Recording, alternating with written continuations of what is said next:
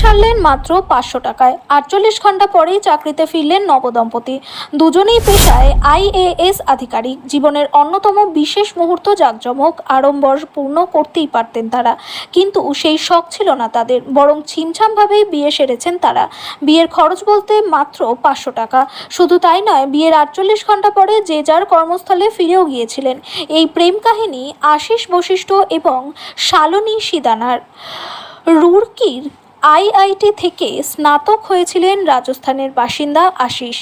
UPSC পরীক্ষা দিয়ে 2014 সালে আইএএস আধিকারিক হন তিনি। অন্যদিকে পাঞ্জাবের বাসিন্দা ছিলেন শালনী, পেশায় চিকিৎসক ছিলেন তিনি।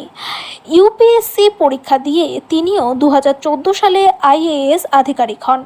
ইউপিএসসি পরীক্ষায় পাশ করার পর মুশৌরির প্রশিক্ষণ কেন্দ্রে প্রথম আলাপ হয় আশিস এবং শালনীর। সেখান থেকেই বন্ধুত্ব এবং প্রেম। প্রায় 2 বছর সম্পর্কে থাকার পর বিয়ে করেন তারা। 2016 সালের নভেম্বর মাসে আশিসের সঙ্গে গাঁটছড়া বাঁধেন শালনী। তবে তাদের বিয়ের অনুষ্ঠান ছিল ছিমছাম। স্রেফ সই সাবুত করেই বিয়ে সেরেছিলেন তারা। সেই অনুষ্ঠানে উপস্থিত ছিলেন দুই পক্ষের পরিবার।